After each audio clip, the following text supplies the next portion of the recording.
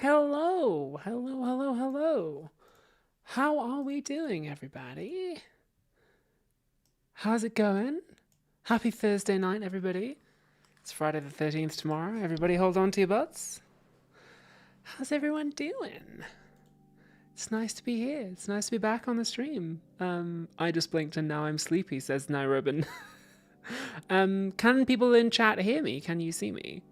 Is the music coming through at the correct volume? Let me know. Check in with the tech stuff. I might turn the music up just a little bit. Hello, Queen Stodge. Hello, hello, hello. Does anyone know what the pre-stream image with the clown is from? I think it's an old test card from somewhere, but I don't know where, and I've edited it slightly. First live stream, says Alex Patterson. Oh, well, you've picked a fun one to come in on. Because this live stream is going to be a little bit different than the ones we normally do. But hey, good to have you here. Welcome. If it's your okay, music needs to go up. It's quite a quiet track, so I might leave the levels where they are right now, and then if there's a louder track later on, we can see. But hey, how are we doing? Aww, good to have people here.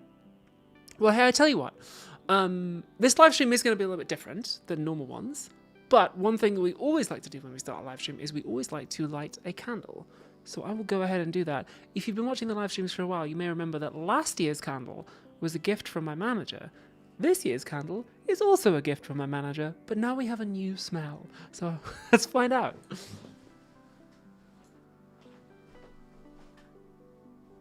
So this one is... Oh, what does it say? Oh man, I can't... It doesn't say on the actual candle. It must have said on the box that I've now thrown out. Oh no. I think it's like roses and wild flowers? Anyway, let's go for it.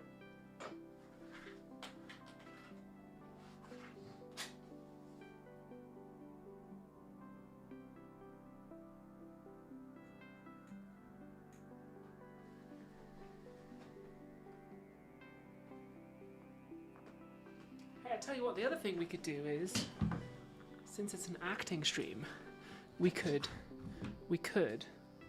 light some incense. We could light some incense. This honors Dionysus. Let's have a look. I have some incense left. Haha. Let's do it. Why not? Why not? Let's light some incense.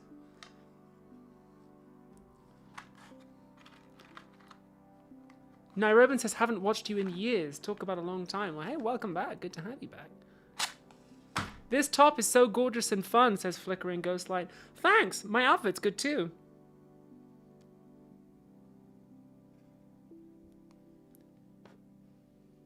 Behold. Behold.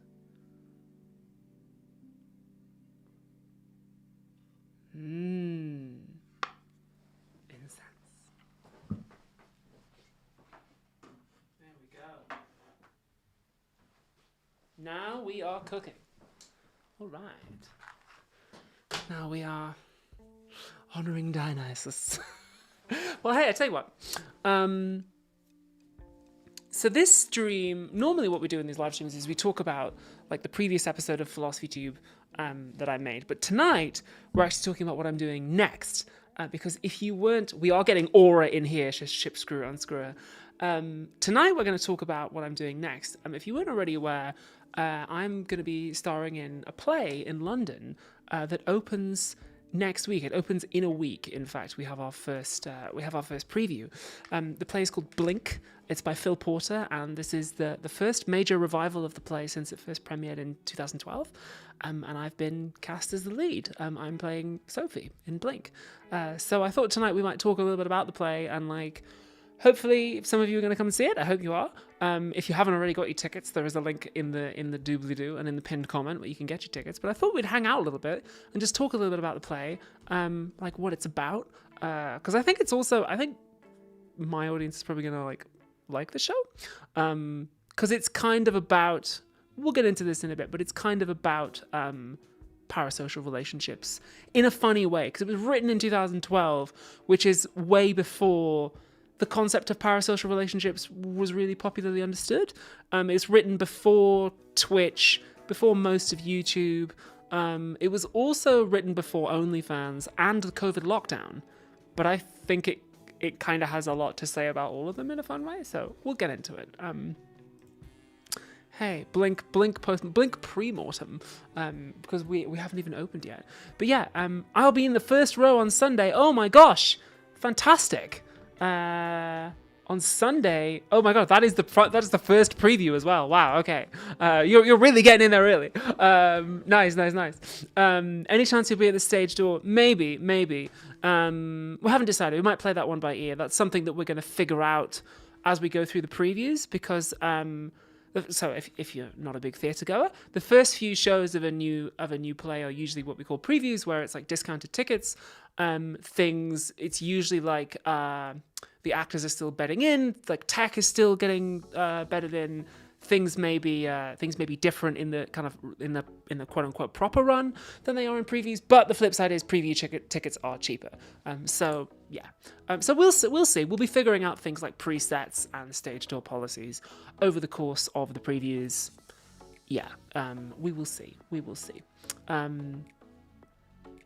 This crown system is so odd, says Flickering Ghost Light. Yeah, gotta be real with you. No idea how that works. No clue. I don't even know what that means. YouTube just started doing that one day, so that's cool. Yeah. Oh, by the way, I forgot to mention, if anybody super chats me over the course of the stream, I'll do my best to shout them out and answer I'll answer questions from the chat all night, but I'll do my best to if anybody super chats me, to kind of give priority to that. And also, I have the notifications enabled. I have some silly notification noises enabled. So if you super chat me certain amounts, or exactly certain amounts, then it'll play silly noises. So that's quite fun too. Yo, what's up? Says Kazrakin. Heck yeah. So yeah, I'm excited. I think so. Tomorrow is our final day of rehearsals, and then we open in a week. So next week is Tech Week, which is where we get into the actual theatre we're going to be performing in, and we play around with the lights and the sound, and we do rehearsals and dress rehearsals. I still need to find out what my costume is, and I still need to test the makeup that I want to do for this character. But it's really exciting. I think it's going to be good. We did a kind of early press night a couple nights ago, showing it to a few select press people, just to showed a little extract, 15 minutes of the play, to a bunch of people, and that went really well. I really enjoyed it. I think that we are. I think that we're cooking. I think it's going to be a good show. It's going to be awesome. I never heard of that system of charging people to watch previews. It's not really a thing where I live, says Armin Gux. Yeah, and I'm not sure whether they do that in other countries as well, but in London theatre, that's very normal, is that you get a discounted ticket to the previews. The first 3 or 4 days, sometimes even the first week of a new show would be previews, and you by going to the previews, you'd expect the show wouldn't be quite up to what it's going to be. Sometimes it's the same, sometimes it's not. Things get changed around in previews, it happens. And then the official opening of the play is what we call press night, which is where all the reviewers come. So that's the 23rd of February for us. We're doing 2 press nights, typically extravagant. We've got a press night for press on the 23rd, and then we're doing an influencer night on the 24th. So yeah, that'll be fun. And we're gonna have we have drinks and a party afterwards on press night and gala night. We're calling it the influencer night. So yeah, that's fun. Oh, by the way, do you like my my eye themed top? I thought eyes blink, Yeah.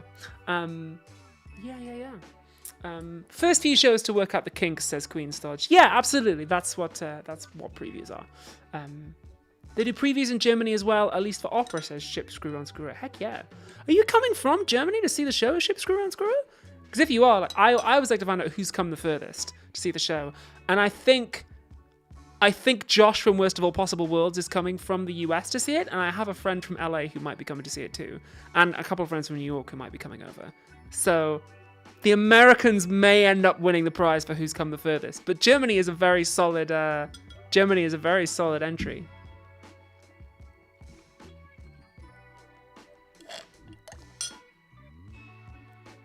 How do you have the mental energy to do 2 shows a day on some days? Yeah, it's a lot. We're doing 8 shows a week, and we're performing 6 days a week. Fridays is our day off. But other than that, yeah, we're doing 8 shows a week, baby. That's what you got to do. That's what the people demand. That's what theatre's all about. Yeah, you got to have a lot of mental and physical energy to do it, but like that's why you train, right? That's why you stay fit too.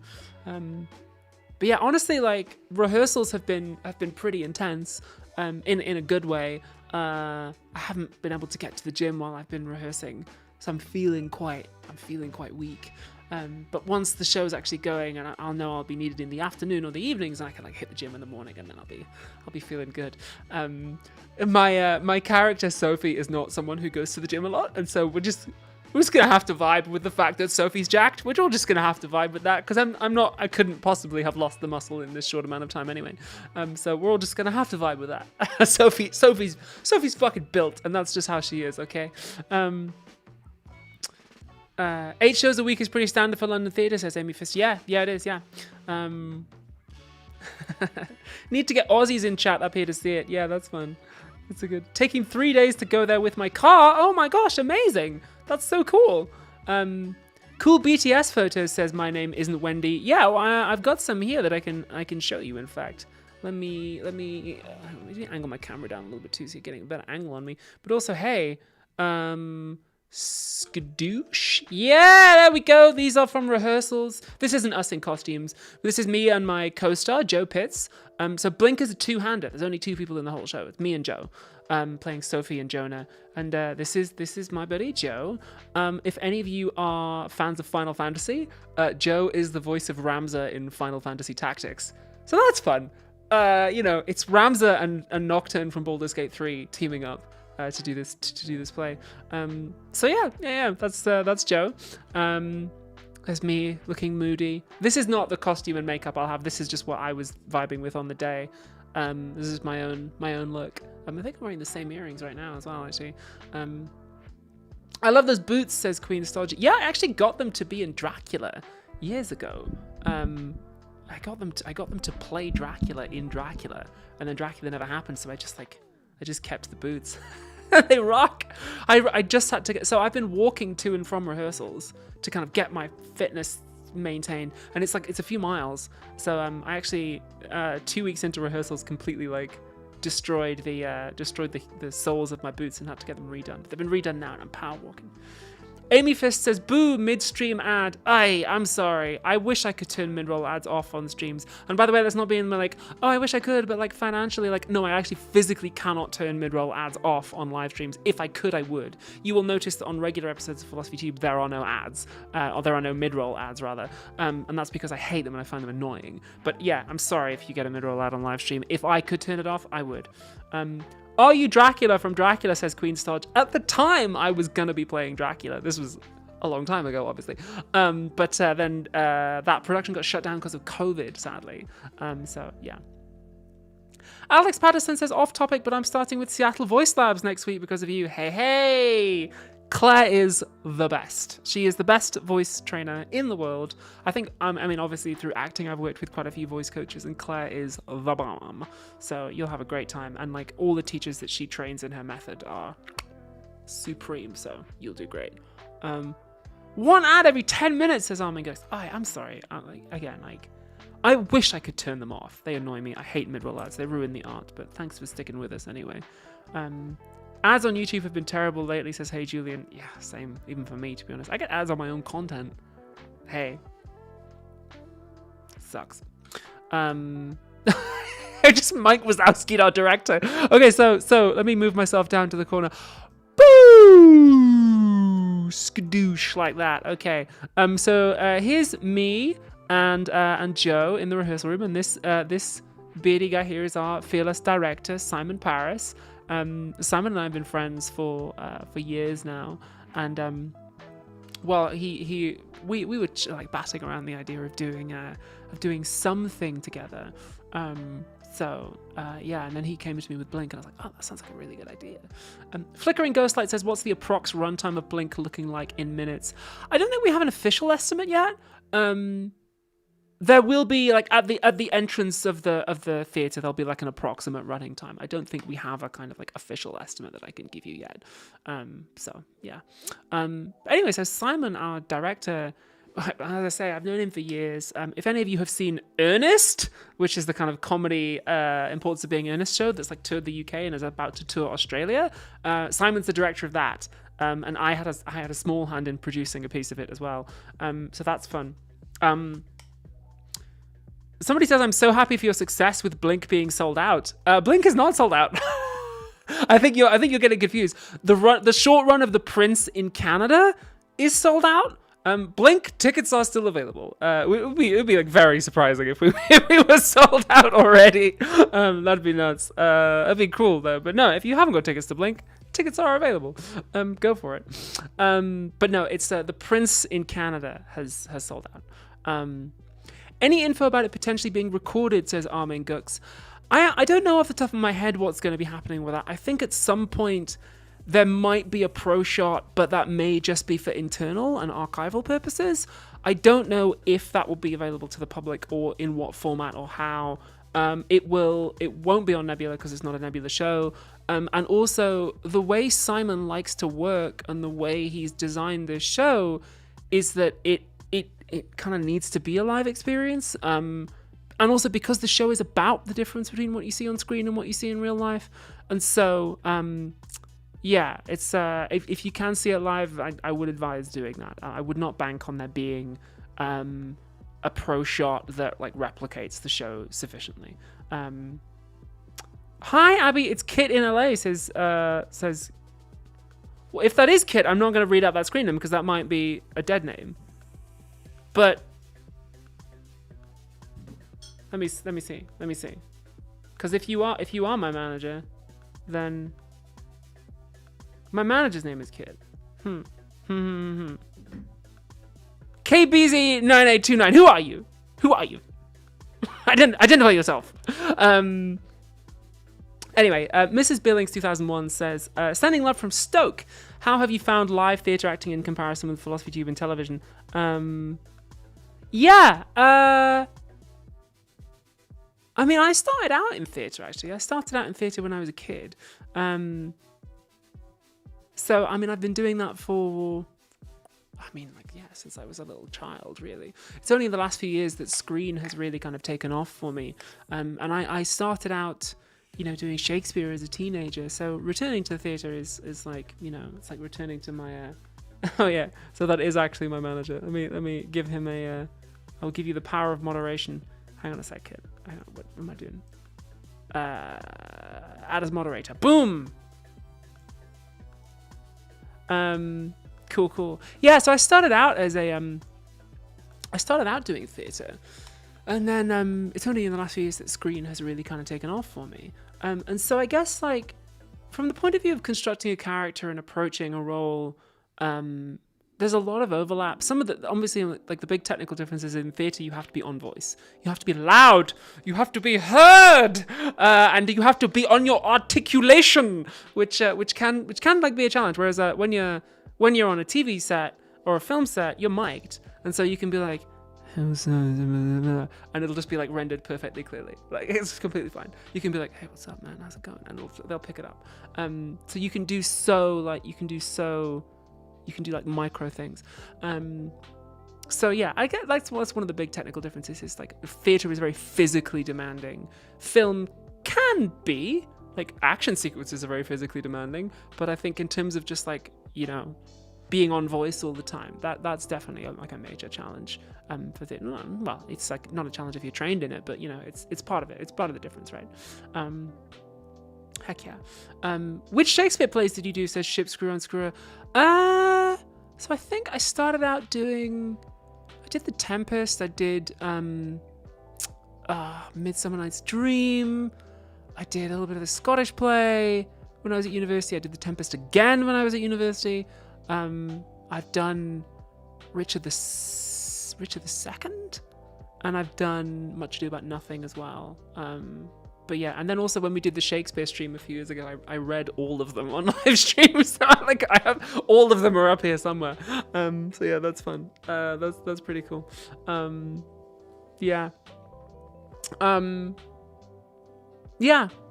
So yeah, those are, I would say, like the big differences. And then so anyway, I was saying, Simon, our director here, who's approached me, he approached me a while back, and we thought about doing a play together, and we looked at a couple of options. We tried to get the rights to a couple. We tried to get the rights to a David Mamet play, actually, because Simon and I are both kind of quite big fans of Mamet. I should say of Mamet's writing, of Mamet's theatre writing, of Mamet's plays. We are quite big fans, with asterisks, of course. And so he approached me. He was like, "We want to do something together." We looked at getting the rights to a couple of things, and then Simon remembered, because Simon actually saw the original run of Blink when it ran in 2012. And he was like, "Oh yeah," and he met Phil Porter, the writer of Blink, and he said, what about this?" And he showed it to me, and I think what attracted me to it was that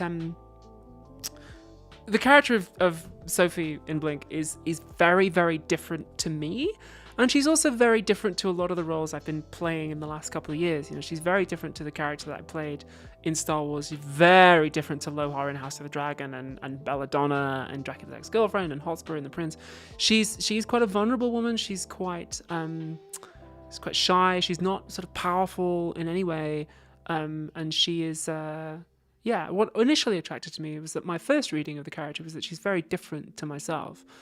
And so I knew that playing her would be a challenge, and I also knew that playing her, I'd be playing against type, you know. I'm not somebody who gets often invited to audition for roles where the characters, well, I do get invited to audition for them, but I don't book them, where the character is a little bit meek, a little bit shy, a little bit vulnerable and retiring. Because of my height and my build and I guess my kind of vibes, I get invited to audition for characters like Lohar, who are used to jumping in and fighting. And so I knew this would be a challenge for me.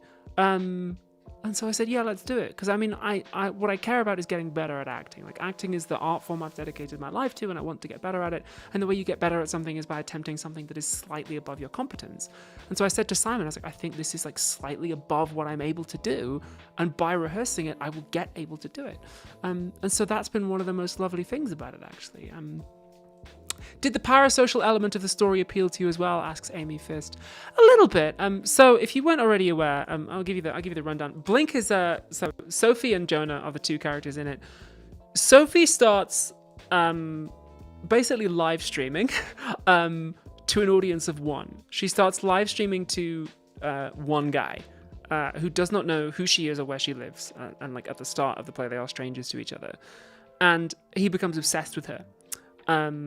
And so there is a kind of like fun meta gag of casting me as Sophie. It's like quite fun, but at the same time that also slightly upped the challenge, because I'm somebody who's been, you know, making online content for like 13 years at this point, you know, since the Mesolithic era. And so I've developed like best practices, and I've developed, certain ways of safeguarding myself and like knowing what I share and what I don't share. The thing about Sophie is Sophie has none of that. Sophie goes into this completely naively. She has no boundaries about what she shares. And so in some ways encourages Jonah in his obsession. So yeah, it's fun in that way. Hey Julian3 says, when you play someone very different from yourself, do you draw on parts of yourself that are maybe more hidden, or do you take inspiration from people around you who resemble her? A little bit of both, actually. In Sophie's physicality, I have taken inspiration from other people. Like something as I do as I walk to and from rehearsals, as I look at people in the street. Sounds slightly odd, doesn't it?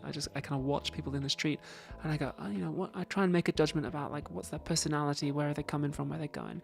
And so there are little pieces of Sophie's physicality that I have been like, I'm going to try that. And like, how does it make me feel if I walk like that woman walks? Or how does it make me feel if I, do things like if I like hold my hands or hold my body the way that person does? And so that externally in the physicality, I do sometimes borrow things from other people, but then the way Simon wanted to work, Simon wanted us to use these new acting techniques that I haven't used before, that are inspired a little bit by the work of David Mamet. So the first week of rehearsals, he was like, forget about the character. Character is an illusion created between you and the audience by you speaking the text. Forget about the character.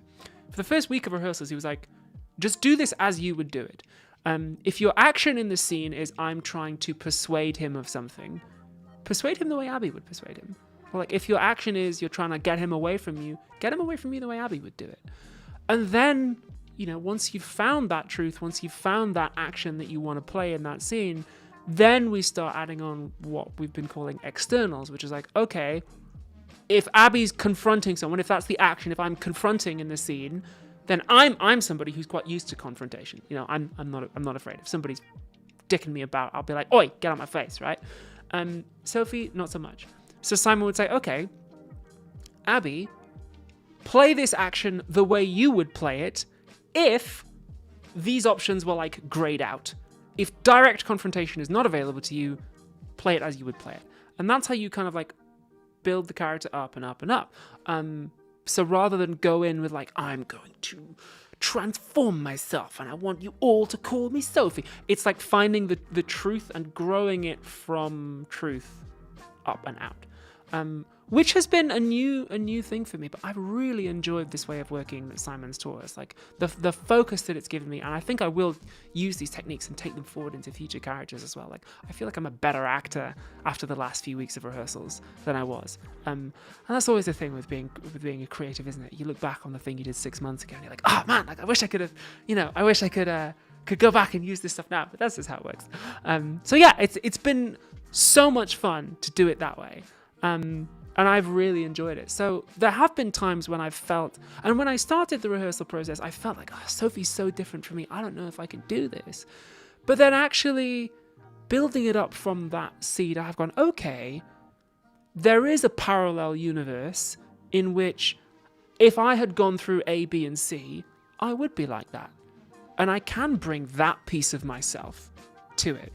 And also something Simon's been at pains to underline for us is like, the audience are not coming. People, you're not going to come and see, but you don't want to see me show you my homework, right? You don't want to be, I spent weeks preparing this elaborate character, and now I will show it to you. It's like, no, people come to the theatre because they want to see something real.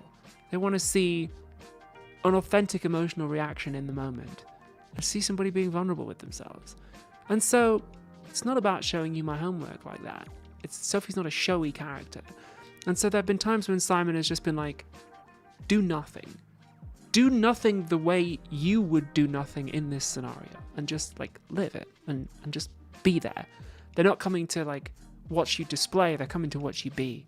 And I'm like, oh, that's really good actually, And something else that the methods Simon's using are stress is like, don't try to have an emotion at any time. Don't try to like make yourself sad and then show us sadness, right? Because it's not going to work. Audiences can smell bullshit, right?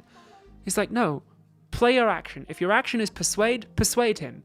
And if you find that you are sad or you are angry or you laugh or that, you're nervous or whatever, just allow that feeling to be there. You don't need to show it to us, just allow it to be there. You may even want to fight against it because it's always more compelling to see a character like try and fight with their feelings than it is to go, I'm having a feeling and I'm displaying it. That's more real. So that's what we are going for with this show. And this was a new way of working for me, and I've really, really enjoyed it. And I think it's going to be super helpful for me going forward too. K Beezy says, I love this approach. It sounds like a safe way to draw the boundary between yourself. Oh, that's Kit. Says it's a safe way to draw the boundary between yourself and the character. Yeah, it is. Something I really found on the first few days of House of the Dragon is that Sharako really followed me home. Sophie less so. A little bit, but less so. On every play, there'll be at some point a difference in opinion between director and actor. Did Simon ever say Simon says? No. Simon is very, very chill as a human being and as a director. Very relaxed guy. I've never seen Simon get angry, ever. He's just very... And so that's why I like working with him and why he's a really good director and a really good boss, actually. Is sometimes he'll be like, try it this way. Or like, okay, that was cool. We'll park that. Now try it a different way. So it's nice. It's really, really good. It's really, really fun. That sounds so hard, says Reeves T94. It is, but like, that's how you get better at stuff, right? Like I said, the way to make someone better at something is to give them a task just slightly beyond their competence. And then that's how you improve. Christian Gregory says, oh heck, there's a great book for that. Is it a practical handbook for the actor?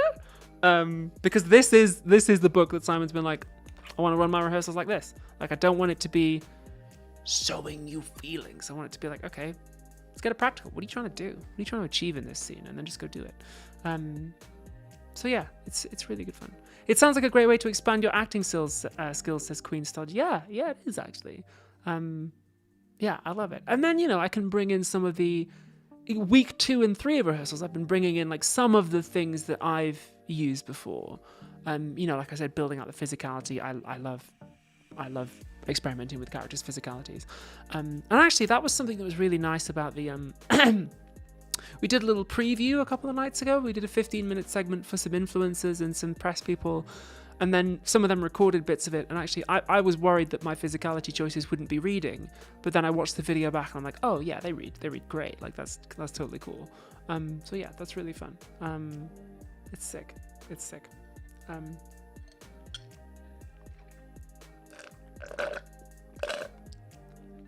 Heck yeah.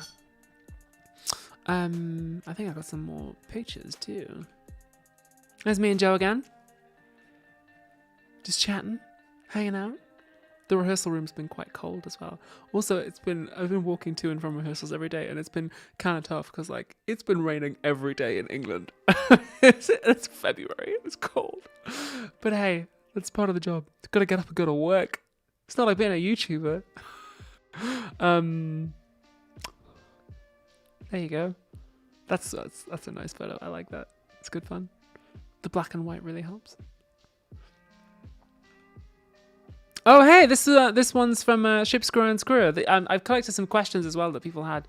Ship Screw and Screw says, "What made you most excited about the play?" Yeah, I kind of talked about that already. Like I was really excited about the way in which Sophie is different from me, and like what a good challenge it was going to be. So, oh, this is a good one from a Game Jacks. It says, "I'd love to hear about the difference between performing characters you've written for yourself, like the Prince, versus characters written by others."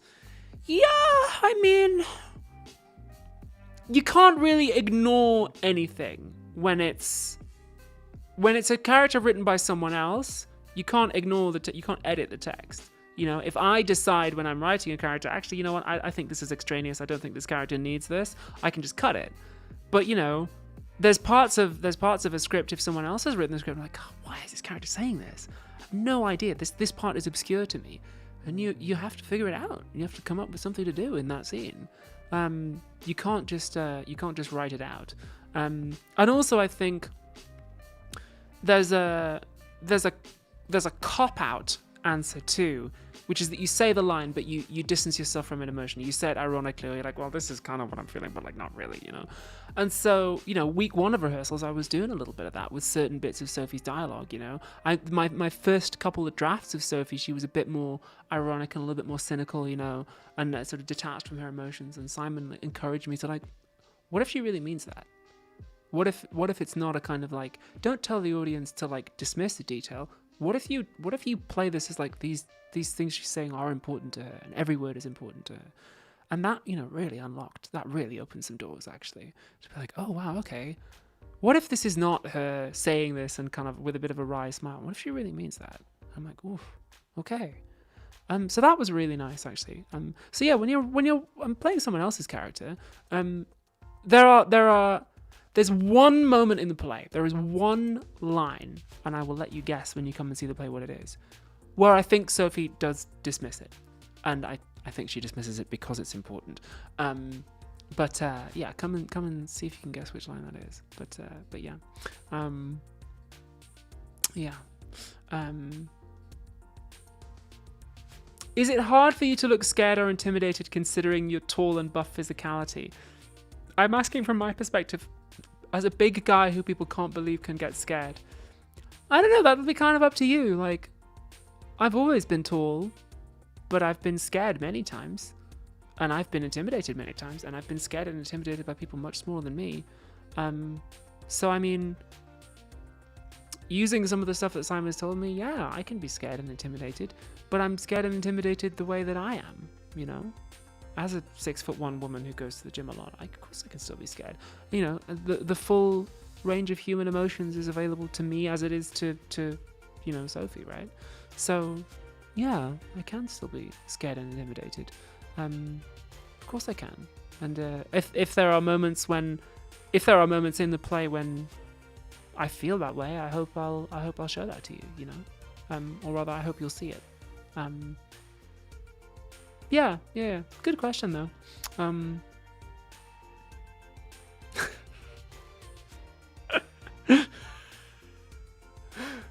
Hans23 for news says, please tell me about transformation journey. You have to go back and watch some of my old videos, dude. Like we're past that now. That is not the headline anymore, That's great though. You're sweet. Thanks. Thanks for asking. Thanks for your curiosity. What's been your favorite part of the rehearsal process? Asked Heather Chapman. Well, there was a moment a couple of days ago where I realized that I had like crested the hill with Sophie. Like at the start, I was like, oh man, I don't know if I can climb this mountain. And there was a moment a couple of days ago in rehearsal, I was like, oh yeah, like I can do this, I have like raised my game. And that was a really satisfying feeling. Yeah, that's been really nice actually. And just getting to work with really good people. As I say, Simon's a great director. Joe is a great actor. And working with him has been a lot of fun. Like he's a pro. He's like, knows what he's doing. Always brings his A game. Like he's seriously good. And so it's just like working with him. It's a safe pair of hands, It's been great. Like working with good people and improving my skills as an actor. That's been my favorite part. And the actual doing of the show is just the cherry on top. It's the rehearsal process that we're here for. Like we're here to get better. So. Yeah, the rest is just, The show itself is just like a nice little treat at the end of that. Have you ever considered being in a musical, says Hey Julian 3? Well, yeah, I was in musicals in high school, so like amateur stuff, but I can sing, and I'm okay at it, but I think if you want to be in musical theater, like if you want to be doing a musical on the West End or on Broadway, you've got to be in like the top 5% of actor singers, and you got to train for years to be in that top 5%. And being honest about my skill set, I'm not sure that's where my strongest skills lie. Like I can sing, but can I sing well? Can I sing better than everyone else who's going to audition for that role? You know what? Probably not, and that's okay. I'm not a trained singer in that way. That's cool. That's not the kind of thing I want to do. That's not the kind of thing I want to spend my time getting better at, I look at somebody like, Dylan Mulvaney, who's about to be in 6 on Broadway. I don't know if you've ever seen Dylan sing. Dylan's an incredible singer. She's got pipes, that girl. She's phenomenal because of course she trained in musical theatre for years. That's her thing, and that's not going to be my thing, I can't outsing Dylan Mulvaney. That's fine. Well, by the same token, Dylan can't, fight a dozen men in an action role, right? It's fair, We've all got our strengths, and like I can do musical theater, and I have done it, but like it's not something that it's not where I'm like, oh, I've got to be in musicals. That's where I want to go. If somebody said to me, you know what, Abigail, you're never going to be professionally in a musical, I'd be okay with that. That's cool. At the same time, there are some roles in musicals where the actual singing bit is not as demanding.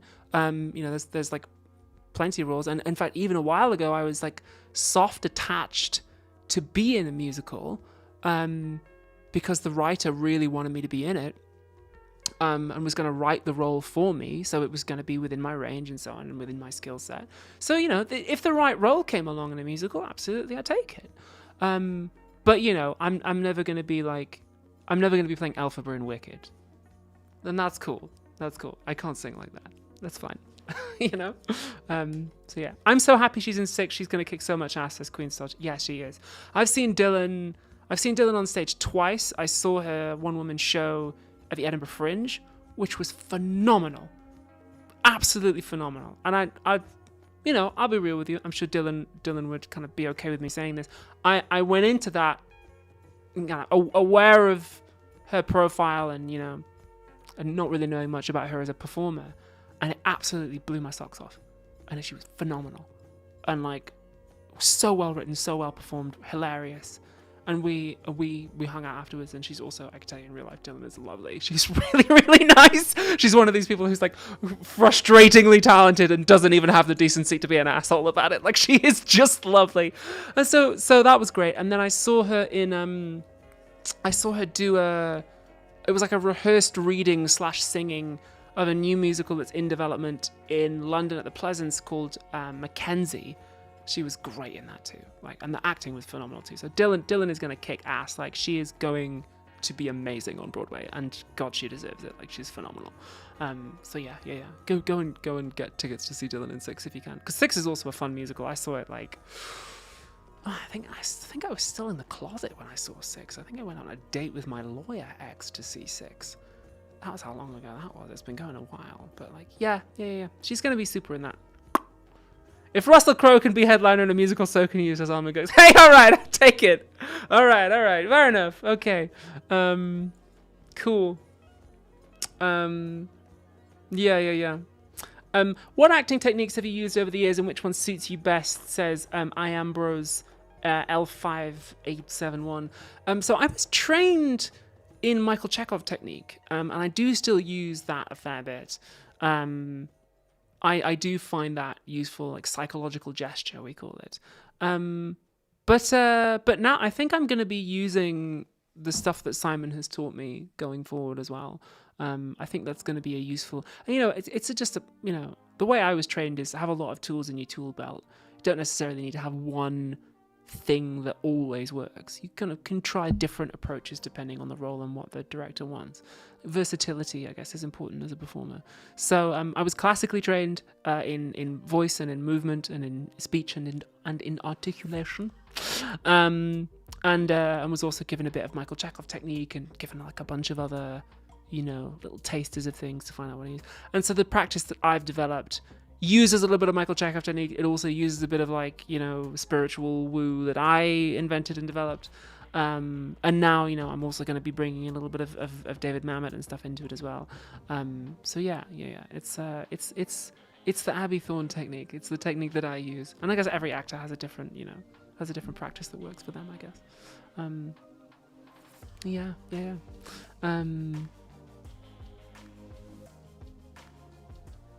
Michael Chekhov, who steered the Enterprise. Yeah. Your room looks really cool, says Has234 New. Yeah, it is really cool, I guess. Yeah. Dracula's ex-girlfriend poster? Prince poster? What's going to be next? We shall see.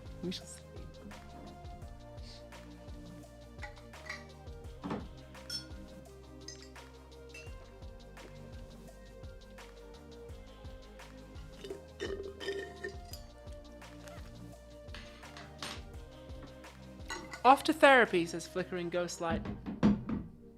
Good theraping. Armin Cook says, what is the Chekhov technique? Is it when you shoot the gun at the audience? No, never shoot guns at audiences.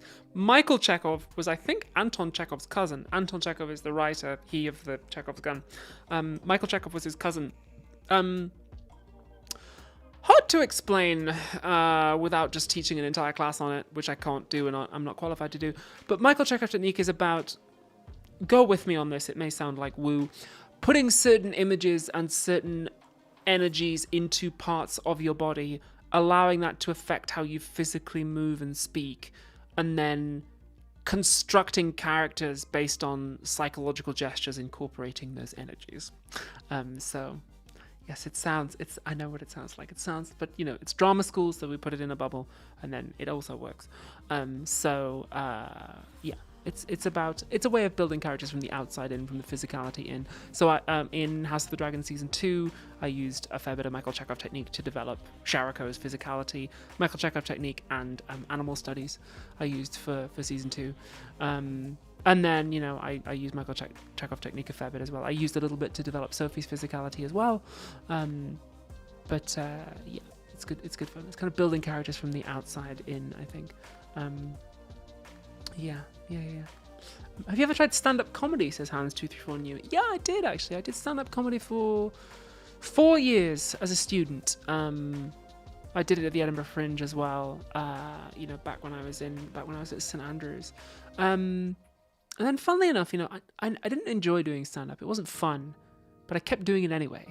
And then when I got to drama school, I'll never forget this. We had a class in drama school which was about our relationship to laughter and finding out what our relationship to laughter is. And I did that class, and I realized that the reason I had been doing stand-up was that I wanted to be seen as the cleverest person in the room. I used to do stand-up that deliberately irritated the audience and made the other comedians in the room laugh. It was almost like I was trying to be like Stuart Lee, basically. I was trying to be like too clever. I was trying to show everyone that I was the smartest person in the room. And during this class at drama school about our relationship to laughter, I was like, that's not a healthy part of me. That's not a reason to make people laugh. That's almost like using comedy for evil. It's using it for my own gratification. I was like, that is obviously coming from like a place of insecurity or pride in me. I don't want to do it anymore. And I dropped stand-up and I never did it again. I never did it. And I did not try to be funny again, ever. I was funny unintentionally sometimes, and might be tell a joke in social settings, but I basically stopped trying. I basically stopped comedy. I was like, I'm not touching comedy again. I'm not picking it up until I can trust myself with it. And part of the nice things about doing Kill James Bond, the podcast that I do, is being able to go back to comedy and being able to go, okay, like, can I be trusted with this? Can I use, because, again, sounding a little bit new agey, but like, I do think that acting is a gift. And that, you do have to use it responsibly. And the same goes for comedy too. I realized that insofar as I had talent as a comedian, as a stand-up, I was not using it responsibly. And I was not using it in a way that honored Dionysus. And so I stopped. And one of the nice things about Kill James Bond is being able to go back and say, okay, can I use this? Can I wield it responsibly now? So yeah, I did do stand-up. It was an instructive lesson, and I had some fun with it. But for the most part, it made me unhappy. And it made other people unhappy too, even though they were laughing. So that's why I think. Acting theory is so awesome, says Kit. Yeah, I could talk about acting theory all day. It's funny, I was when I was hanging out in Vancouver with Vera, we were talking a little bit about acting technique, and can't announce that publicly, but talking a little bit about acting technique and what sort of acting techniques I might use if and when Vera, Drew, and I were to work together on something. And she was like, wow, I could listen to you talk about acting theory all day. And I was like, yeah, it's fun, isn't it? What's your relationship to jokes in script writing for the show and other projects? So when it comes to script writing, I approach that as a writer. I can approach comedy as a writer, and then I'm like, okay, I know how to write. I know how to wield a pen responsibly. And so I can like structure a joke. But in terms of like being in front of a live audience and trying to make them laugh, I've all but sworn off it. And there will be moments, I think, in Blink where I hope there are moments in Blink where you laugh, because there are bits that are meant to be funny. But for the most part, I find it's don't try and be funny. I took a class on clowning a while ago, actually, and I didn't do very well in the class, but I failed in interesting ways. And we learned about clowning all day, and we did some practice stuff, and in the end, we had to prepare a clowning performance. And I kind of chickened out. Is that the clowning performance I presented was completely sad and completely straight. Not straight sexuality-wise, but straight, like played straight. And so I did this clowning performance that was about grief and sadness. And the instructor was like, that was relentlessly sad. And I was like, yeah, does clowning always have to be funny? And he said, no, but like probably says something about you that you're the only person in the room who didn't even try and be funny. And I was like, yeah, you're right. Like I kind of chickened out. I didn't want to try and make people laugh. I wasn't ready for it again. So I'll take some more clowning classes and like see if I can come back to making live audiences laugh on purpose. Maybe it's something I need to get back into, But yeah, that's just my journey as a creative. And I remember Vera, when we were hanging out and talking about this thing we might want to do together, she was like, I told her about all this, and she was like, that's no problem. Like, don't try and be funny. Don't try. She said, I'll make you funny. With the acting and with the editing and the script, I'll make you funny. Don't try. And I was like, okay, great. The Conclave episode of Kill James Bond had me howling. Oh, okay, heck yeah. I'm glad. So I can make people laugh at least sometimes.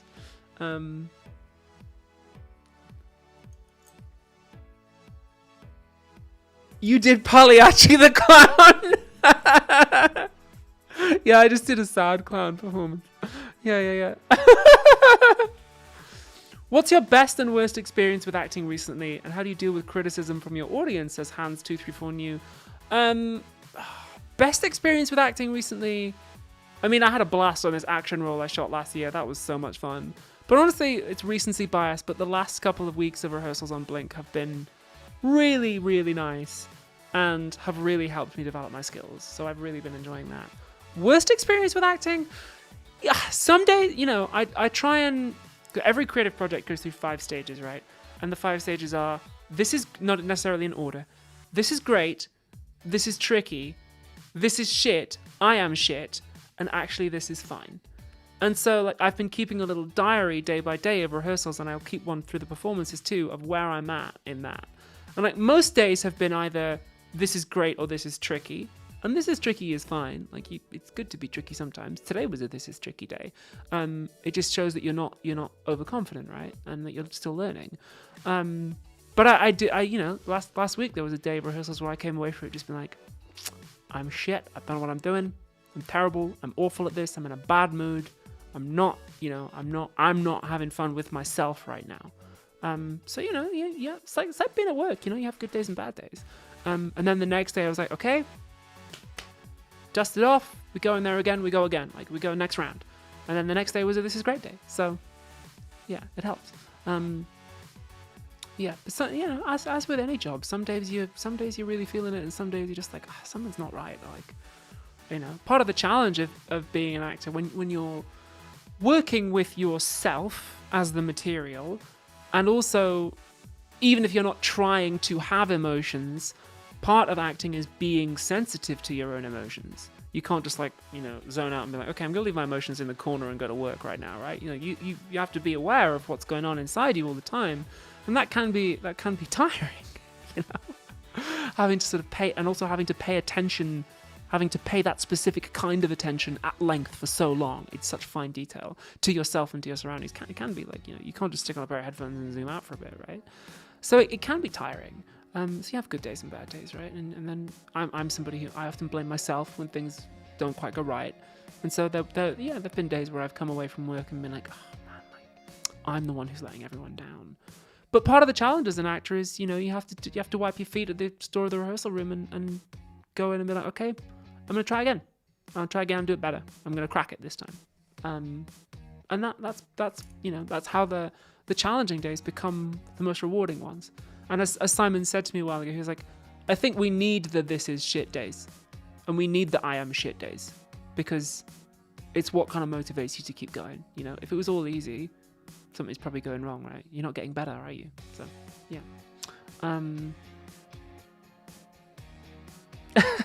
Just T for me, thanks, says, Kill James Bond often has me howling because you're just trying to make each other laugh. Yeah, that's true. And we often just do jokes for the room. That's one of my favorite jokes we did recently on Kill James Bond. It's a bit rude, but one of my favorite jokes we did recently on Kill James Bond was I think November mentioned a song that is about having sex with your friend's wife, and I said to November, I was like, damn, I should put that on next time I have sex with your wife, which was really funny. Oh, that's great times. Heck yeah. Could you do what something about laughter there? Could you do some philosophy on laughter and comedy? Sounds like you did a lot of thinking on the subject.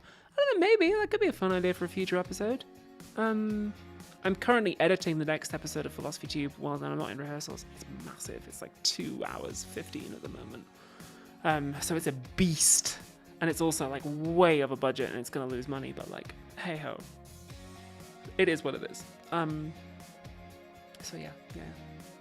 You can clown on people professionally. Yeah, kind of. Yeah, a little bit. Should we look at some more questions that people send in as well? Eliza says, I noticed you describe Blink as a love story. Would you categorize it as a romance or would you put it in another Genre. Well, so the poster describes it as a parasocial love story. I didn't write that copy. I don't know. The thing about Blink is that, like, it's kind of open to audience interpretation whether you believe this is a love story or not. And I hope that the audience will be discussing that after the show. It's not a play that you can, like, sit and absorb passively. It will engage you. And I hope it will leave people kind of, like, wired. I hope the ending will have people being like, "What? That's it? What do you mean? No, you got to tell me what it means." And it's like, no, you got to figure out what it means. Like, it's not a play that is that gives it all to you. It's a play that will leave you thinking. I hope. Yeah. Will there be Yuri moments in the play says Hope for a Better World? No, there will not. There's only two people in the play, a man and a woman, Sophie and Jonah. And there is yeah, that's it. It is hetero. Thanks for that super chat, Ship Screw on Screw. Woo! If you were to suggest a documentary to someone, which one would you suggest as Hans 234 New? I don't know. If I'm watching documentaries, I like watching a nature documentary. Just because I like animals. But then I tell you what. Actually, I know a good one. Seek out a film called Nuts. Nuts! ! It's about a radio presenter from the 20th century. I think 19th century actually. Yeah, no, 20th. It's about a radio presenter of the 20th century. It's called Nuts. Go in completely blind and just watch it because it's amazing. It's a feature-length documentary. Brilliant. Yeah. You said that the character you're playing feels asexual, says IAVSG. What kind of connection do you have with your characters and what can you say about the rest of them? Yeah, I mean, part of me, it's not explicit in the text, but something I think I'm discovering over the course of this rehearsal period, which may change.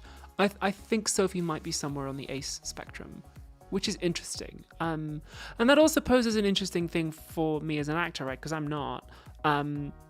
But you can't get on stage and be like, okay, play an asexual person, because what is that, right? If that's the task you're trying to achieve, you're going to end up playing a stereotype or a generality, because, like, what is an asexual person? Like, asexual people experience, the full range of human emotions, obviously. They're not like one thing. It's a whole 3D ass person, right? And so it's about saying, okay, if Sophie is ace, then in certain moments or certain scenes, that probably means that her actions or her objectives or the way she responds to things will be colored, right? Here's the menu of things that Abigail would do as a non-ace person. And it's like, okay, of those, we can, like, subtract these ones. Like, these are the ones available to Sophie. And that may even push me to be like, okay, what things would Sophie do that I wouldn't do? So, like, one of my first early drafts of Sophie in the first few rehearsals, like, there were certain moments of the play I was like, I think this is really sexy, but I think this is, like, erotically charged. And then we tried it, it just wasn't working. It wasn't right. It was too easy for one. It was too obvious a solution. And so we kept going and digging. And I was like, oh, I think maybe she might be ace, or, like, I'm interested in playing her that way. I'm interested in what that allows me to access in my performance if she is. So, yeah. J.R. Brinkley says, Kit, yeah. What kind of connection do you have with your characters? Also asks IAVSJ.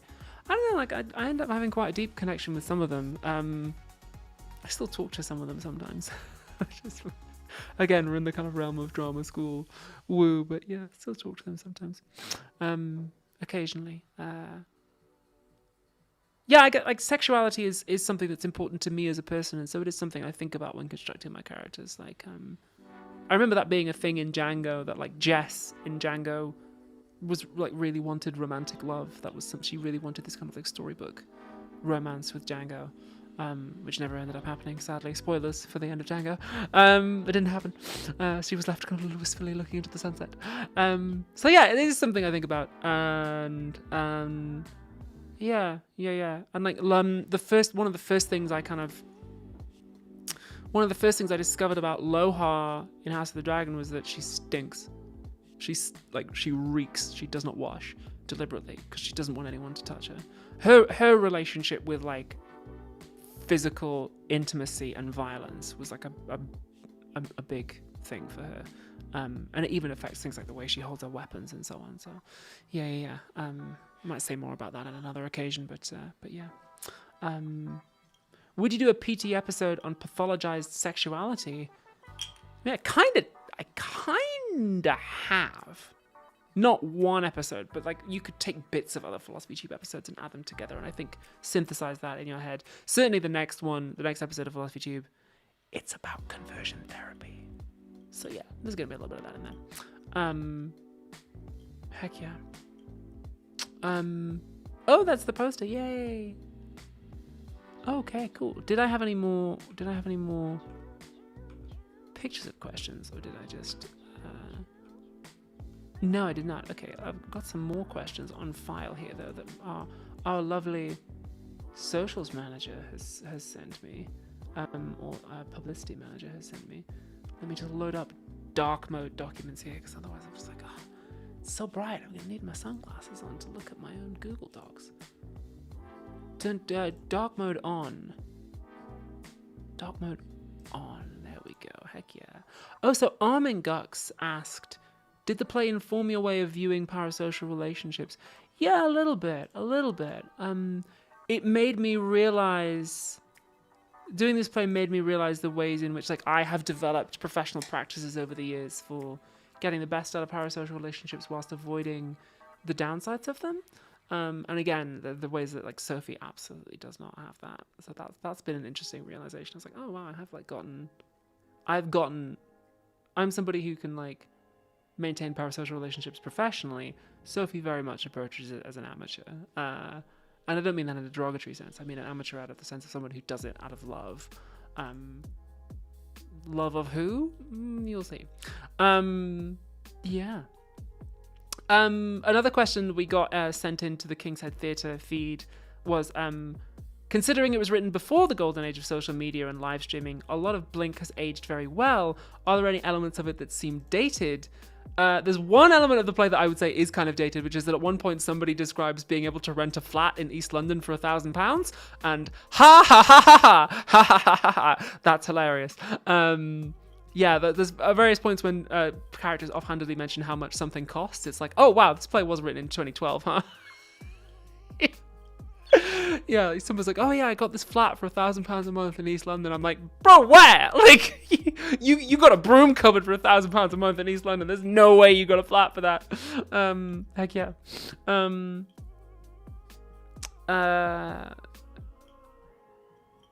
Oh, Blasterisk says, as you're very good at theatre/speaking, that's very kind of you. How do you conceive of talent/skill? Do you believe your knack from this came smoothly or naturally, or was working at it an uphill battle? Well, it's hard to, like, I've been acting since I was a kid, since I was like 4 or 5, and I've never felt that I'm, like, especially good at it. Other people have told me that I'm decent at it, and I do make part of my living doing it, so I guess I can't be that bad, right? But like, yeah, like from an early age, I enjoyed being in plays and school plays and stuff. I enjoyed pretending to be other people. And then also, when I was older, I think I came to understand the ways in which I felt acting was important to me. And that, you know, I was like, okay, this is... Well, so I figured out as a teenager, I was like, I have to be an actor. Like, I figured out that I had to do it, but I did not yet understand why, or why it spoke so deeply to me. And then it was later, as I, you know, trained professionally, that I realized the particular ways in which it was, if you like, spiritually important to me. I don't know, you might not use that language, but like, I spoke about this in an interview I did a while ago with Anthony Lexa. But like, yeah, I do think acting is kind of like a calling for me, I guess. Like, it's, I'm not a religious person and I'm not a spiritual person particularly, but it is important to me on that level. So, yeah, So, but like it's a skill, it's a skill that I had to work out and train for. But even from an early age, I was acting, and I think probably one of the things that helped was that when I was a kid, nobody realized I needed glasses for quite a few years. So like I couldn't see distance, I couldn't see long distance. So when I got up on a stage in a school play, I couldn't see the audience, so I wasn't nervous. And I mean, my grandma said this to my mum once when I was a very little kid. It was like, "Oh wow, she's really confident." And mum was like, "She can't see us, mum. She doesn't know we're here. She can't see a thing." It's like, yeah, it's true. I couldn't. So that probably helped in a weird way. But yeah. I don't know. Maybe it's something about being the youngest child, not getting enough attention. Maybe there's something like that. So I think there was definitely an affinity. I wouldn't say a talent. I don't think it was good. Like, it was a child in a school play. Like, it's only so good you can be, right? But and I certainly wasn't the most talented actor in my year at school. There were kids who are now like doctors or lawyers or whatever, who would always get the spotlight in the school plays because they just have an incredible talent for it. And they didn't go on to be actors professionally. But I knew that I had an affinity for it in the sense that I knew that I loved it and I knew that my soul wanted to move towards it. And so that's why I sought out professional training to get better at it and treat it as a skill, really. So yeah. Are you going to do a post-mortem stream for the play after the run is over? Maybe. So after the run of Blink ends, I have a very, very small amount of time before I need to go away and do something else that I'm not going to say publicly, but I need there's something I need to go and do. That's I spoke about this in the Patreon statement at the end of the year. There's something I'm going to go and do that's like, a little bit risky, but I need to go and take some time to do that. So maybe if there's time. I hope I'm going to get in it. My priority will be doing a post-mortem stream for the next episode of Philosophy Tube. So yeah, that's going to be my priority if it comes to live streaming after Blink. So I think I've got like a week or like a week and a half before I have to go, after I go away. So that's the plan at the moment anyway. Which part were you in the school nativity play, says Amy Fist? I was part of the night sky. The first nativity I did. And then I was one of the three kings when I was a little bit older. And then one time we did a school play when we were very little that the school teachers wrote themselves. It was about a little kid who didn't believe in Christmas. And I was the little kid who didn't believe in Christmas. So, yeah. Maybe this is a silly question, but how is the relationship in the play Parasocial? Don't they both know each other? Come see the play, find out. Yeah. Starts off Parasocial. And maybe it remains that way, but you'll have to come see the play to find out.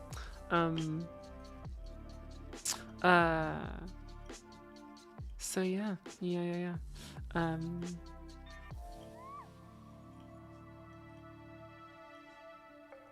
£1,000 a month is about twice the monthly minimum wage here. Rent prices in London are insane. Yes, they are. But yeah, other than that, I think Blink has aged pretty well. Some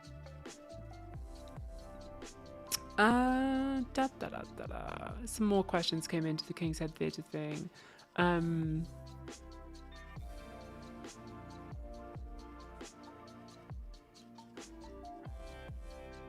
Do I have a favourite moment in the play? Asked somebody to the King's Head Theatre. Yeah, there's a moment about like a quarter or a third of the way in where Sophie and Jonah are getting to know each other. I think that's one of my favourite moments. I think that's, yeah. I mean, I like all of it, but yeah. There's a scene in the first half that I really like. But it's hard to tell because it's hard to tell without an audience being in there. So I haven't talked about this yet, but one of the things that we're doing in this show is that there's this trend in London theatre at the moment of just storytelling evenings where real people will get up and tell 5-minute true stories about their lives. And these events happen they pop up all over London, right? And the stories are usually on a theme. We went to one, me and Joe and Simon actually, to prep for this. And there's no set, they're not actors, they're not professionals, they're just people with a microphone. They're like, hey, here's this thing that happened to me, and they tell a story for 5 minutes. And the stories have to be true. And these events are like really popular, for one thing. They sell out like 300 people. And also, they're really good. They're really compelling.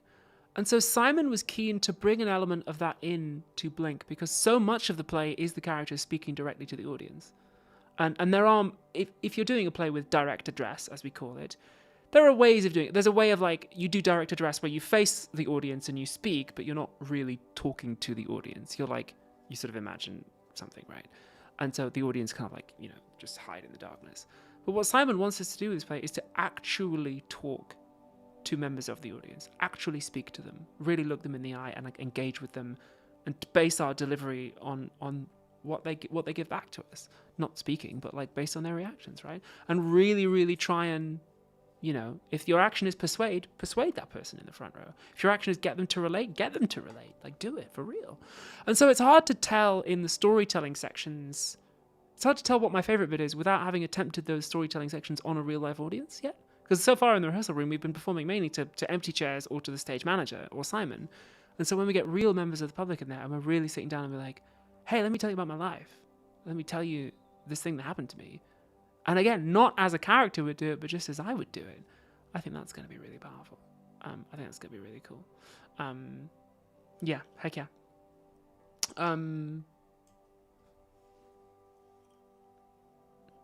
Adderall Lynn says, you mentioned the 5 stages of creativity. Do you have any suggestions for breaking out of the I am shit stage if someone were to get stuck in it?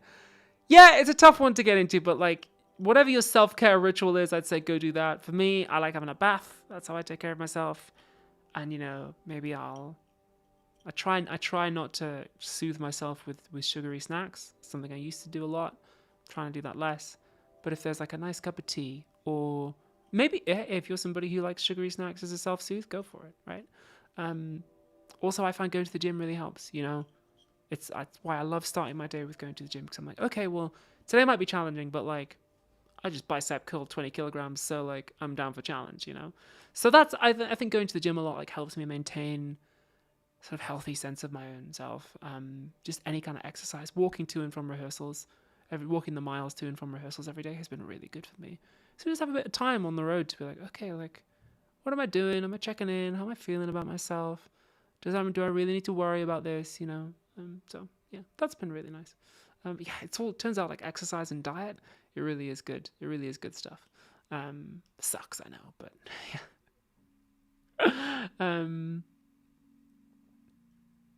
Do you find acting process talk helps you get excited about creative process in other media? Says Clara Aleppo. Yeah, I guess so. Like, I mean, so my other creative medium is writing. I wrote a play and I wrote a short film and I'm writing another play and I'm writing a feature. I find that when I'm writing, I can approach that in a way that's detached. I've been told in the past that when it comes to writing, I'm good at taking notes. Not like literally taking notes, but as in taking feedback. People have said, oh, you're not precious about the script. I think somebody said that on The Prince and on Dracula's Ex-Girlfriend, like, oh, you're not precious about the script. Some writers are like, no, you can't change any of it. On The Prince, I was like, yeah, go for it. Yeah, change it, sure, whatever. Like, Dracula's Ex-Girlfriend, yeah, sure, let's change that line. Yeah, whatever you need. And the same in this feature I'm writing right now. We get feedback from the producers. They're like, oh, we want you to rework this. And I'm just like, yeah, sure, all right. Yeah, whatever you want. So I'm more able to do that, I think, because I love writing and it's fun, but I write so that I can act, right? Whereas my acting, I'm using myself as the material, right? And so it feels a lot more personal. And a lot of actors are like that, So yeah, but talking about acting does get me fired up about other creative stuff as well. I'm really having a lot of fun writing this feature at the moment, and like, if that gets made, which at the moment looks like it might do, which is nuts to think of, but like, yeah, if we actually get to make this feature that I'm writing, that'll be exciting. And then it'll be even more exciting to be like, okay, the script is done. I give up the script, and now I engage with the process afresh as an actor because I've written a role for myself in this feature, and I've written a hell of a role for myself in this feature. So yeah, that'll be fun.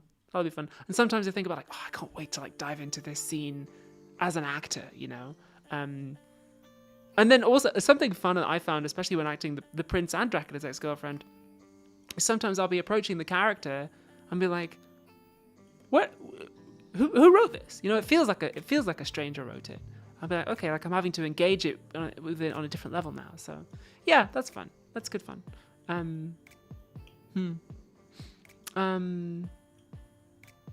Hi, Leolande. Good to have you here. Your Vancouver friend was 100% right. It's so much fun hearing you talk about the acting process. Thanks for doing this stream. Oh, thank you. Amy Fist says audience interaction, suddenly regretting the front row seat. Yeah. Not audience interaction. You're not going to be like called up on the stage, but like, yeah, we are gonna talk to you. It's funny. When I was first getting ready to do Blink, I told my then partner, now ex, I was telling, not sure what pronouns are being used at the moment. I'm gonna go with she, but I might be out of date on that one. Apologies. It's fine. It's anonymous anyway. I was telling her about the conceit of the show, and she was like, "Oh, I can't come and see you in it." And I was like, "Why not?" And she was like, "If I am perceived by the actors on stage, I will just cringe into oblivion and die." And I was like, "Oh, okay." And I have a couple of friends like that actually who are just like, if I'm going to see a theatre show, I need like the lights to be dark and I need to be in the back and I need to not be seen. Some people are just afraid of that, but like, yeah, Blink, kind of the whole point is that we are doing some storytelling, and so you will be perceived, I'm afraid. And I'll be interested to hear people's feedback on that. Like, if it feels, I wonder if it will feel like this, or if it will feel like someone else is talking to you, or if it will feel like whatever talking to me in real life feels like, which I don't know because I've never done it, but yeah. Heck yeah. Looking forward to press night, says Winnie Wine. Heck yeah, it's gonna be good fun. Is acting like your first love creatively? Yeah, 100%. Never forget your first love. Yeah, absolutely it is. Oh, how do you get in the zone for second and third drafts if some time has passed between them, says Armin Guggs. That's a great question. That's really good. And like so the play I'm writing at the moment, I'm working on like the third or fourth draft. I say I'm working on it. I like have not opened it in months because I've just been like blink maxing, or like blink moding, and also working on this feature which is like has more momentum behind it in terms of production. So that's where my writing focus is at the moment. But yeah, it is hard to like crack open a project again when it's gone a little bit cold. But what I do is I just try and return to what inspired me about the, like, why did I want to write this in the first place? What am I trying to say again? Oh yeah, like, and then just try and get myself in the mood. And I can take a couple days, you know, just passively in the background. I'll be like, what music was I listening to when I came up with the idea for this? Like, where was I? What was I eating? What was I drinking? And just like try and get back into that, like, you know. So for instance, the play that I'm writing at the moment is set on a Caribbean island. So I know that when it's time for me to go back to writing the next draft of that play again, which I probably will do over the summer, I'll be like, okay, one of the first things I'm going to do to get myself back in the mood is I'm going to have a rum cocktail and be like, okay, what was I drinking when I came up with the idea for this? Like, what was I tasting? What was I smelling? What was I wearing? And then be like, oh yeah, like that's the bit of me that was moving on that. Okay, let's go back to it. So yeah, I think that's what I'll do. Is your shirt just shiny on the left, or are you wearing a vambrace? I'm wearing a vambrace. I got this a while ago because it rules. I just like it. It's a fun accessory. I have a second one, but they're quite heavy, so I just got it because it's fun. Sometimes I wear it to rehearsals. Yeah. Hugh Caldwell says, being blind, I'm always scared of theatre interaction because they might be talking to me and I'll be staring right through them. No, damn, that's really cool. I'm glad you told me that though. Otherwise I'll be talking to you in the front row and be like, man, I'm getting nothing from this person. I hope you don't mind me laughing. That's real funny. That's cool though. That's real cool. You're just like totally immune to cringing in live theatre. Your front row seats. You can't see it. That rocks. That rocks, dude. Hell yeah. Queen Stodge says it's giving Wonder Woman. Maybe it is. I thought you'd be saying you'll be going to a Caribbean island to write it. I wish. No, I was on a Caribbean island when I came up with the idea for this play, and it's set on a Caribbean island, and so that's where it came from. But I won't go all the way back to the Caribbean just to write it, though that would be very fun. Yeah. Is that from The Prince, says Amy Fist. No, I got it recently. Just for fun. Yeah. So why don't we hang out for another like 10, 15 minutes, and then I'm going to go and have a cup of tea and rest up, because I still got rehearsals tomorrow too. I'm seeing if there are any more questions have come in from King's Head, the theatre. Yeah, I think we're good. What do you think audiences will take away from the play, said one person. That's a really good question. I hope audiences will be like wired at the end of the play. I hope audiences will like be like, what? And then I hope they'll still be talking about it in the bar afterwards. I think it's a play where you can, it's a really good like conversation play. Honestly, like it's been a really good play for a date, because it's good fun. It's a good story. And they'll be like good. It's good to talk about too. It's a talker. There's some plays you go and see and you come out of it like, wow, damn, I guess like she really killed them all, huh? Or like, oh damn, that was heavy. Or like, I feel like I've been taught a moral lesson. And then there's some like Blink which are like, I want people to go out of the theater and be like, what did you think of this bit? And like, whose side were you on? And do you think that's what they were trying to say? Like, it's a chatter, you know, which I like. So it'd be a good play to take a date to. I think we actually have a 2-for-1, like a Valentine's Day deal on certain performances. If you book before the 18th of February, I think you can get 2-for-1 tickets on certain performances. It's like a bring a date thing. So yeah. Crypto Toast says, just got here, first time catching you live, love doing Game of Thrones. Oh, thank you so much. Thank you. That's kind of you. We're probably going to be here for another 10-15 minutes, but thank you. I appreciate you that you like the show. That's awesome. Heck yeah.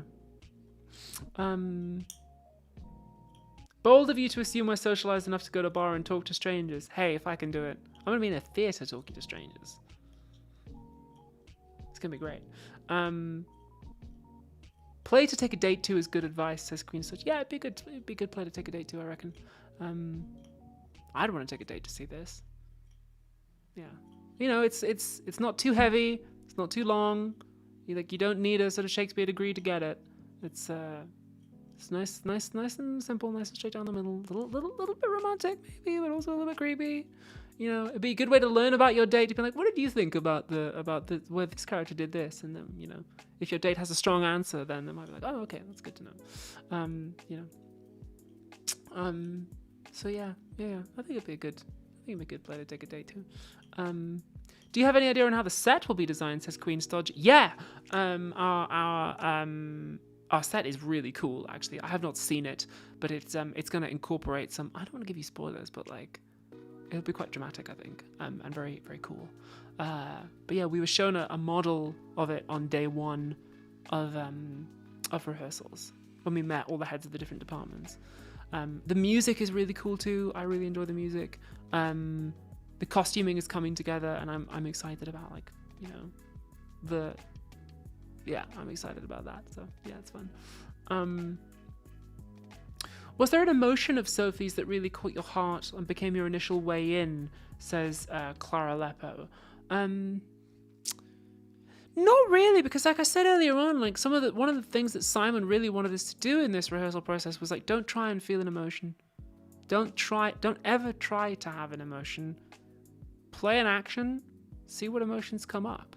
And it was really only once I once I kind of embraced that way of working, that I really kind of found out who Sophie was. And when I like realized the way that's how I can play someone who's really different to me. Rather than like saying, oh, I'm in this scene, here's how I would feel angry if I was in this scene, so I'm going to like make myself angry now and display anger. That's not how we're doing it. It's like, okay, pick an action. Like, if your action is confront him, maybe you'll get angry about it. If your action is, you know, thank him. If your action is, you know, get him to be polite to you, get him to calm down. See what happens if you play that action and remain open to whatever emotions arise. And by doing that, I was able to access reactions and feelings that I would not have if I was in that situation, but which felt right for Sophie. So yeah, that's been the amazing thing, actually. It's sitting there in a scene feeling something that I would not feel if it were happening to me, but which I am feeling authentically in the moment. Truth under different circumstances, as we say in acting, right? So like, yeah, that's been really, really cool. The kind of the key phrase of our rehearsal process has been invent nothing and deny nothing, which is a David Mamet aphorism, I think, or is attributed to Mamet. And so, yeah, that's been really, really cool. It's been really useful.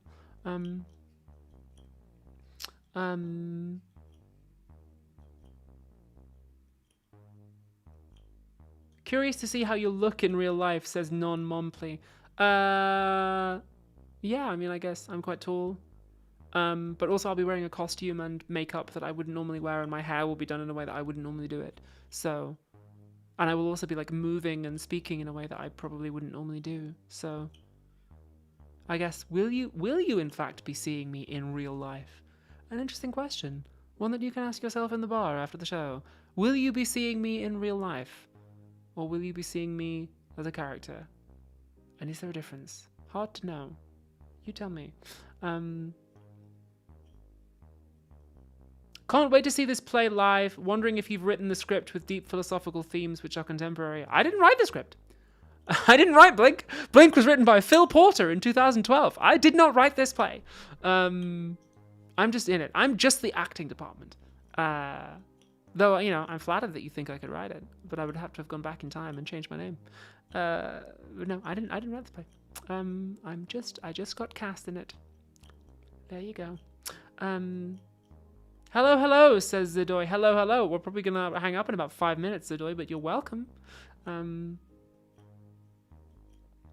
It's fun watching people on dates in the theatre, especially if they're just there to appear cultured. I think the right play can be a good theatre date. I mean, as I said, like the first time I saw Six, the musical years ago, was on a date, and it was a good night. It was a good night because I enjoyed the show. The person I was with really enjoyed the show, and that's always good, you know. It's like, oh, what did you think? Like, I think also it's a good taking someone to something like Six, the musical, is a good way to gauge how much of a normie they are, and if they're not a normie, it's a good way to engage like how cool they are.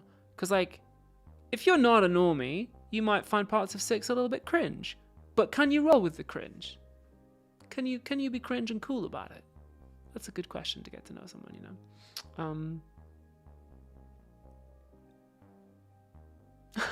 I thought Mamet was French, like Mamet. No. David Mamet. David Mamet. No. Mamet. David Mamet. He's American playwright. Yes. I just heard about the Prince selling out in Canada. Congrats! Yeah, that's amazing. I mean, I gotta say, I had nothing to do with that. We licensed the play for its Canadian premiere, and it must be their marketing team and their great cast and crew who made it all happen. But yeah, the Prince has sold out in Canada, which is phenomenal. Sold out the entire run, actually, every ticket, just, which is nuts. So yeah, big shout out to the Kitchener-Waterloo Little Theatre in Waterloo. Amazing stuff.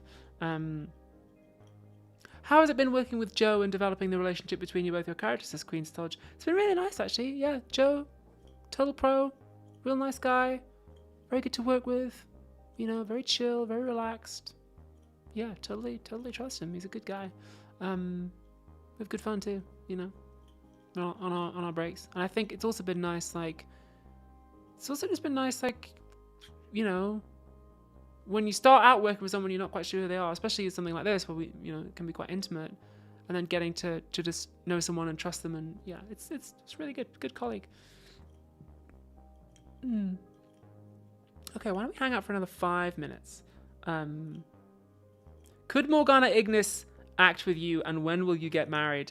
Well, I have good news and bad news, Giannis Benamu. The good news is Morgana Ignis and I have acted together in a film called Dracula's Ex-Girlfriend, which you can see on Nebula now, in which we play a pair of very problematic vampires with possibly some sexual tension between them. The bad news for the second half of that, and I have to say, it's very bad news for me in particular, but it's good news for Morgana, is that Morgana is engaged to a wonderful, lovely woman. It's good news for me too. I'm happy for them because they're gorgeous together and they're good friends. But yeah, Morgana is engaged to her girlfriend. She won't mind me telling you that because it's already public. And I think they're going to get married either later this year or next year. So yeah, Morgana is engaged already. She's taken and monogamous. I know, crazy. So yeah. We will not be getting married, barring some kind of horrible thing, which I hope does not happen to Jen, because Jen's great. But yeah, and also like those two. If you ever see Morgana and her girlfriend together, like they're so in love. They're like a storybook couple. It's amazing. So I can't wait for their wedding. It's gonna be great. But we were in a film together, me and Morgana, and you can go and watch that. Dracula's Ex-Girlfriend. I wrote it too. Come do The Prince in Vancouver. Hey, if you have a theater company in Vancouver that wants to license The Prince, go for it. Feel free to write to my manager and ask about licensing the rights. It is available. It's been performed across the UK and Canada and North America. If you want The Prince to be on in your city, you can demand it of your theatre or your local theatre company. Say, I want to see this play. Email Abigail Vaughan's manager and get the rights. Feel free to put it on. The rights are available. So yeah. You can still marry on Dracula's Ex-Girlfriend too. Funnily enough, I had a sketch of an idea for Dracula's Ex-Girlfriend 2, which probably isn't going to happen, but like the sketch of the idea was that they go to Vegas. Is that for some reason that I hadn't figured out, they need to find Dee Dee, and they end up going like, well, there's only one. Like he's the Dark Lord of all the vampires. He's the skeeziest, most evil, horrible vampire in the world. There's only one place on Earth he could be, and you build it up to make it think that you're going to cut to Transylvania, and then it's just like hard cut to Las Vegas.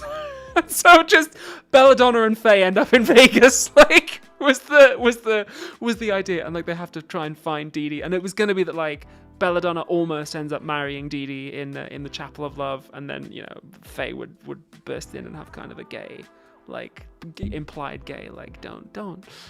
So yeah, that'd be funny, but I don't know. That may end up happening. But yeah. Queer joy injected into my veins. Well, I wouldn't say Dracula's Ex-Girlfriend is queer joy. It's queer misery, but in real life, queer joy is happening. Yeah. I'm gonna message Morgana now and tell her that you all wish her the best for the wedding.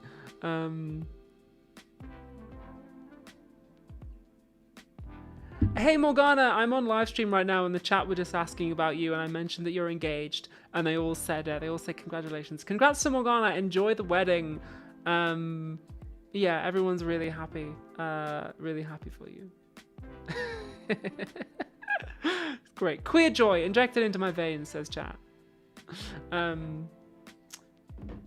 Would Elvis be officiating it, says Queen Storch. That's really funny. No, I had an actor in mind to play Dee Dee if we ever do get to play Dee Dee. Who we probably, well, I don't know, maybe if Nebula really takes off, we could get him. But yeah, there was a certain actor who I really wanted to play Dee Dee. Who I won't name, just in case it ever does end up happening. But yeah. Will there be somewhere to watch Blink Online, says Mediocre Core Media. I don't know, actually. I'm just the acting department on this one. I don't know whether it'll be recorded. And also, as I said earlier on, like, this is a play that if you're going to see it, you do kind of need to see it live. Because it's about live experiences and the difference between being in person and being on screen. So, yeah, if you're going to see it, I'd say see it live. Because otherwise, it's not going to be the same. And also, Simon likes to design all of the plays that he directs, actually. He says his watchword is like, you had to be there. He wants to create experiences that you have to be there in person for. That's all of his work is like that. And so, yeah, there may end up being a pro shot for industry, but like, yeah, I'd say come see it live if you can. How do you approach cringe in acting? I guess I don't. Because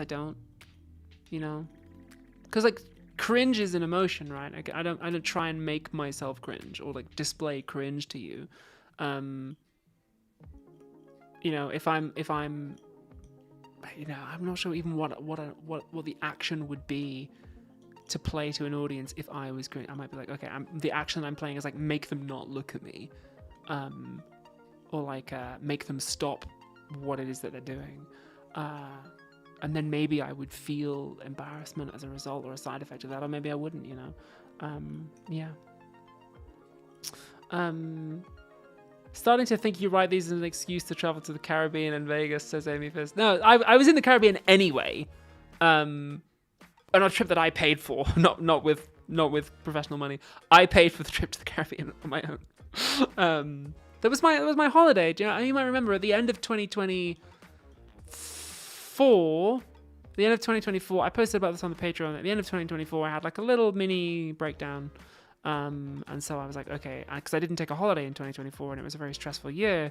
So I said, okay, I promise I'm going to take a vacation 2025, and did. I took a little vacation to the Caribbean. And of course, whilst I was there, inspiration struck and I ended up working for most of the time running this play. But it was a good vacation nonetheless. So I was there in the Caribbean anyway, and I have not been to Vegas since I was a child. So yeah. I wonder if the theatre company I have worked with recently would license The Prince. Demand it! If you could act in one past movie or TV show, what would it be? Ooh. That's an interesting question. I don't know, because sometimes a movie is great, but the process of working on it can be tough. There's plenty of movies that were horrible to be in at the time for the actors, but which ended up being great. There's also plenty of movies that people thought, God, this is going to be awful, and then it came out and it's fantastic, right? And in fact, I know people who've worked on movies and they're like, God, this comes out in like 3 months, it's going to be terrible, and then they see it and they're like, oh my God, they saved it in the edit. Like I won't say which one it was, but like I know a bunch of people who worked on a very, very big budget movie that came out last year, and I was chatting to them and they were like, it's going to be a disaster. Like, it's going to be awful. We had a terrible time and nobody knew what they were doing. And then it came out and they were like, give that editor a medal because he saved it and the movie's good. So yeah, it's hard to say. Like, I'd want to be on a film or a TV show where I get better as an actor. And so, yeah, hard to say. Morgana dropping in to say thank you. Hey, Morgana. Congratulations. Heck yeah. Do you think someone can still pivot to acting late in life? Yeah, you can. Funny enough, at the mini press night the other night, someone asked me that. I was like, oh, do you think I'm too old to train as an actor? And I was like, how old are you? And she was like, I'm 22. And I was like, get out of town. Come on. I was older than that when I went to professional drama school. Oh yes, you're right, Morgana. Your fiance does have a cameo in Dex. When Faye shows Belladonna a picture of her partner, that is Morgana's real life partner. Yeah, that's fun. I forgot about that. That's really sweet. Yeah, is she human? Oh, that's fun. Hell yeah. Morgana, we've just been hanging out and talking about Blink, which opens in a week, by the way. We got a week to go till we open. Revved, absolutely revved. And like, I can't wait to talk to you about acting, and like the experience of acting on this thing. 'Cause I've learned so many new techniques on this rehearsal process. It's going to be great. I'll tell you what, Morgana. Well, you and I are going to talk about that. We are going to talk about acting when I see you. Uh-huh. Hell yeah. And that's all I'll say about that. But yeah. Blink runs until end of March, and then I'm gonna do that other thing, and I'll see you there. Very soon. Do you enjoy long form writing or short form writing more? Says Armin Gooks. I mean, it depends on the occasion. I enjoyed writing Dracula's Ex-Girlfriend. It was a fun challenge. I'd never written anything for screen before. And Dracula's Ex-Girlfriend reads a lot like a play. And then after that, I wrote a feature which was a slog and wasn't very good. And it will never see the light of day, or may end up becoming part of something else. But my first feature that I just wrote as a writing exercise, really. The feature that I'm writing at the moment, I'm loving and I'm having a great time on. But that's because I've got a good manager who's giving me good notes on it. And I've got good producers who are giving me good notes on it too.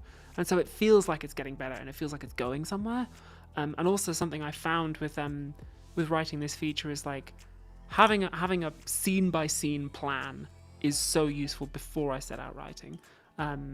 If I just sit with a blank page and just like feel into the void, then it doesn't happen. But like having a scene by scene plan with a rough idea of what I want to happen in each scene before I sit down and write it has been so useful, especially for this feature, because that also means that like I can always go back and like edit the plan and be like, okay, you know, one of the notes the producers gave me was like, okay, we want a little bit more action in Act 3. So I'm like, no problem. I don't have to sit down and like, you know, feel my way through that. I can go back to my plan and be like, okay, here's a breakdown of all the scenes I have in Act 3. Where could I put some more action in? Okay, yeah, like maybe that, you know, maybe I can add a little bit more to this scene or a little bit more to that scene. Or like, oh, when they say they want this to happen, what's the note behind the note? If they say more suspense, what do they really mean by that? Okay, that's what they mean by that, and I can inject that into this scene because the function of this scene is X, right? So just having a plan like that is so useful, and I found that to be really, really, really good. So yeah. So I guess that's probably all we've got time for. We've been streaming for, you know, almost an hour and 45 now. And I think I'm going to go, because I have been on the go since 6 a.m, baby. Oh, it's time for me to end my workday. I'm going to go and take my makeup off. I'm going to have a cup of tea. I might even have a nice little shower. A little shower before bedtime.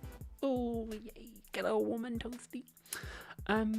Thanks so much for coming, everybody, and thanks for hanging out. I hope to see lots of you at Blink. Remember, if you don't have your tickets, link in the doobly-doo and in the pinned comment to get a ticket. Hey, I tell you what, there's also, if I haven't put it in the doobly-doo, if you use the code front row, all caps, you unlock the first 2 rows. So that's my little gift to you. So get your tickets. Hopefully see many of you at Blink. Blink, bring mates, bring dates. And yeah, wish us luck, because we open in a week. See you at the theatre.